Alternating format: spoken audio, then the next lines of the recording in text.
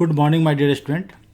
आज सुबह हम गंगा घाट पे आए थे। बच्चे की संख्या कम है क्योंकि बच्चे अभी ज़्यादातर स्टूडेंट्स वो बीपीएससी के पीटी की परीक्षा में मगन हैं। उनकी परीक्षा है 30 तारीख को।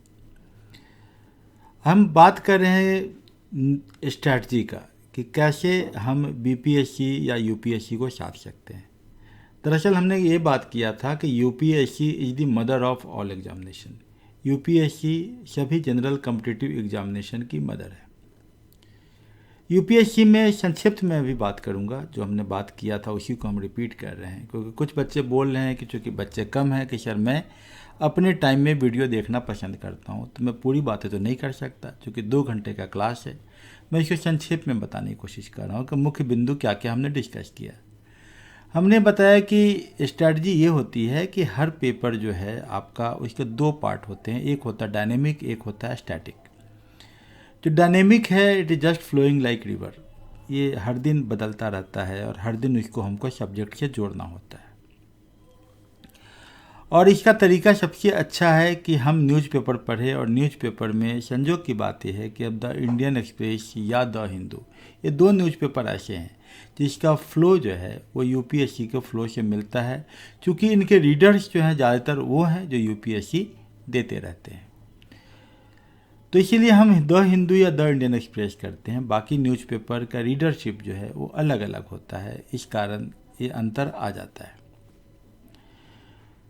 तो हमने जब स्ट्रैटेजी पर डिस्कस करते हुए हम क्या बोले कि सबसे अच्छा तरीका ये है कि आप चैप्टर पढ़ें स्टैटिक के लिए, जो चैप्टर फिक्स्ड है।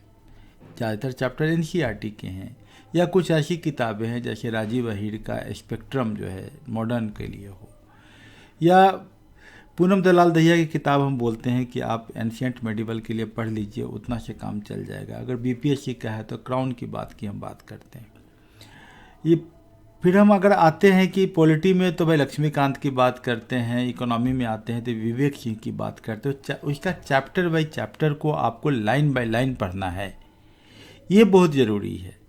आप YouTube या कहीं से ज्ञान लेते हैं, चैप्टर को नहीं पढ़ते हैं, यकीन मानिए कि आपकी तैयारी अच्छी नहीं हो सकती है।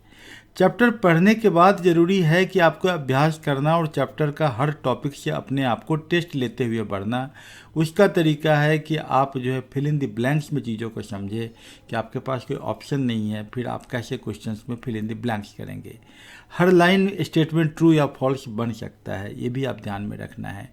हर लाइन स्टेटमेंट ट्रू या फॉल्स बन सकता है, जो यूपीएससी का डिफ़िकल्ट क्वेश्चन होता है।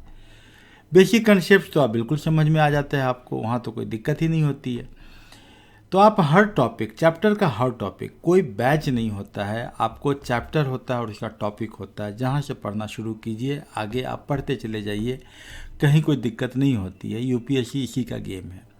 न्यूज़पेपर में भी टॉपिक चेंज होते रहते हैं, आप जिस टॉपिक को पढ़िए अच्छे से पढ़िए। तो ये हो गया यूपीएससी का पैटर्न ऑफ एग्जामिनेशन कि आपका बाइलिंगुअल होता है। जो हिंदी मीडियम वाले विद्यार्थी हैं उनके लिए भी मैं बोलता हूं कि आप हिंदी में बेशक लिखिए, लेकिन आपको अंग्रेज़ी समझ में आनी चाहिए। क्योंकि मैं मसूरी वगैरह में देखता हूं, मैं हमेशा जाता रहा हूं, वहाँ के बच्चों से बात करता हूं, वो हमेशा यही बात कहते हैं जो हिंदी मीडियम वाले कि सर मैंने न्यूज़पेपर तो इंग्लिश का ही पढ़ा है, मटेरियल तो मैंने काफ़ी इंग्लिश का पढ़ा है। हाँ, हमने हिंदी में लिखा है, और हमने जो लिखा है पॉइंट वाइज लिखा है, मैथमेटिकल लिखा है, हिंदी इंग्लिश मिक्स करके लिखा है। तो स्वाभाविक बात है कि आपको इंग्लिश की समझ होनी चाहिए, क्योंकि सभी मटेरियल हिंदी में अवेलेबल नहीं हो पाते हैं। तो ये अप्रोच है। अभी हमारा क्या अप्रोच होता है कि हम एक स्टैटिक पोर्शन कराते हैं और एक साथ में हम डायनेमिक कराते हैं। गंगा घाट पे जैसे हमने डायनेमिक पढ़ाया, आज क्या पढ़ाया जो आपके स्क्रीन पर दिख रहा है। द इंडियन एक्सप्रेस का एक न्यूज़ लिया, यूपीएससी एसेंशियल्स, आप देखेंगे स्क्रीन पे दिख रहा है कि इसमें आपका एक टॉपिक होता है जिसको आप समझिएगा, इसको कहते हैं यूपीएससी करंट अफेयर। हम होम में गए, हमने यूपीएससी करंट अफेयर की बात किया। उसके बाद उसके आगे आप देखिएगा यहाँ पर लिखा हुआ है कि आपका यूपीएससी एसेंशियल्स, और उसके अंदर में हम यूपीएससी की में जाते हैं। ये बिल्कुल यूपीएससी के हिसाब से इस चैप्टर को डील करता है, जहाँ कि हम डिस्कस किए EIBD, Asia Pacific institution for broadcasting, इसके बारे में हमने डिस्कस किया। Asia Pacific institute for broadcasting development, जिसके बारे में क्या हो सकता है, किस तरह के प्रश्न पूछे जा सकते हैं, कि क्यों पूछे जा सकते हैं। पहली बात तो ये देख लीजिए, क्योंकि इसका जो है एक मीटिंग जो है वो आपका दिल्ली में हुआ है, और ये मीटिंग 47th मीटिंग था, AIBD का एनुअल मीटिंग था, जिसमें कि हमारे इंफॉर्मेशन और ब्रॉडकास्टिंग मिनिस्टर जो हैं उसमें अपना भाषण दे रहे थे। यहाँ दो चीज़ें इंपॉर्टेंट हो जाती है, पूछा जा सकता है, चूँकि मीटिंग यहाँ हुई थी तो भी आगे के एग्ज़ाम के लिए महत्वपूर्ण है कि भाई Asia Pacific institute for broadcasting development किस तरह का ऑर्गेनाइजेशन है, ये तो जानना चाहिए। यहाँ स्टेटमेंट दे सकता है, स्टेटमेंट 1, 2, 3 कौन सा इनकरेक्ट है वो बताना है आपको, या 1, 2 करेक्ट, 2, 3 करेक्ट, ऐसे करके बताना होता है। तो इसके बारे में हमें जानना होगा। तो भाई it was established in 1977 under the auspices, तत्वाधान में, United Nation Educational, Scientific and Cultural Organisation, UNESCO.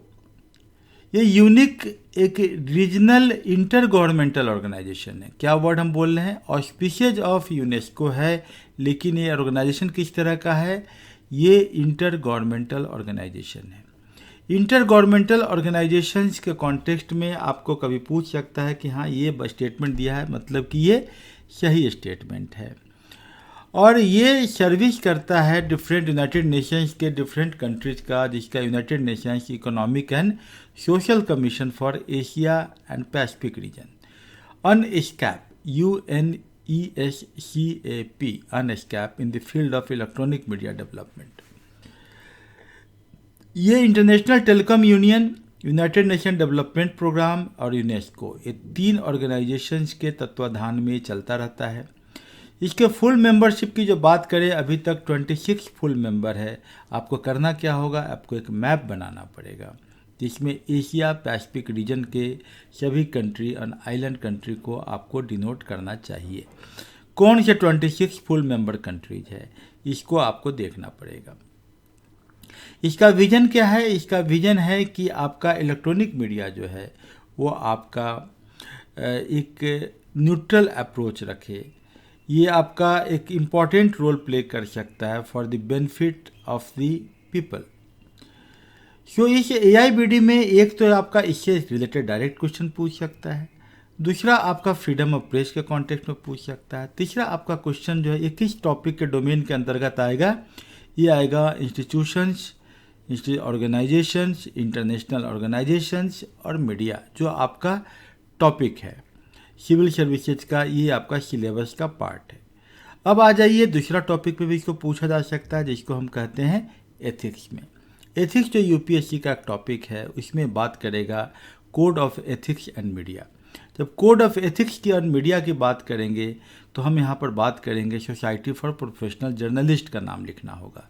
Society for professional journalist जो है वो कोड ऑफ एथिक्स की बात करता है, बोलता है सच्चाई को जानो और इसको रिपोर्ट करो, किसी का हार्म नहीं करना है, नैरेटिव नहीं डालना है, अकाउंटेबिलिटी डालना है। Code of ethics for digital media जो है वो बात करता है डिजिटल न्यूज़ पब्लिशर्स एसोसिएशन, वो भी करीब करीब यही बात करता है। स्वाभाविक है कि हमें दो चीज़ों को जब हम लिखेंगे तो हम इसको जोड़ेंगे कहाँ से, इसको हम जोड़ेंगे इंफॉर्मेशन एंड टेक्नोलॉजी एक्ट 2000 से। इंफॉर्मेशन एंड टेक्नोलॉजी एक्ट लिख लीजिए 2000, इस पे आपको लिखना होगा। इसमें सेक्शन 67, सेक्शन 67A और सेक्शन 67B के बारे में लिखना होगा। Code of ethics and media जब पूछा जाएगा तो आपका एथिक्स में ये जरूर आ जाता है टॉपिक। इंफॉर्मेशन टेक्नोलॉजी एक्ट भी है, IT एक्ट 2000, वो भी इसी तरह की बातें करता है। और इसको हम जब फंडामेंटल राइट्स में पढ़ने की कोशिश करेंगे तो हमारे पास क्वेश्चंस क्या आएगा, ये आएगा आर्टिकल 19(1) के अंतर्गत। अब आपसे क्वेश्चन पूछ सकता है कि जैसे कि which one of the following statement with respect of AIBD is not true.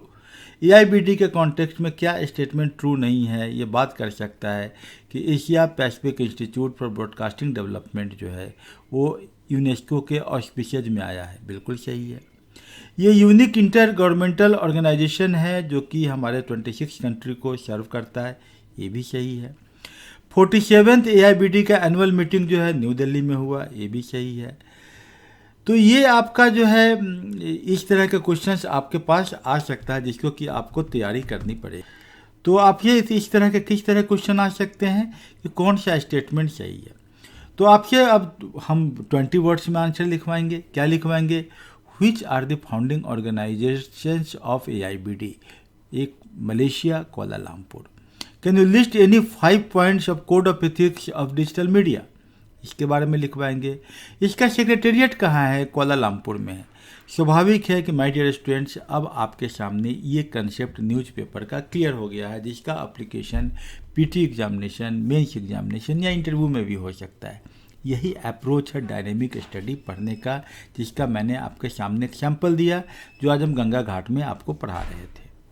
चलिए अब हम अगले लेसन में जाएंगे, जहाँ की हम बात करेंगे कि ऐसे पेपर जो इस बार आया है UPSC का, उसके बारे में हम कैसे एनालाइज करते हैं।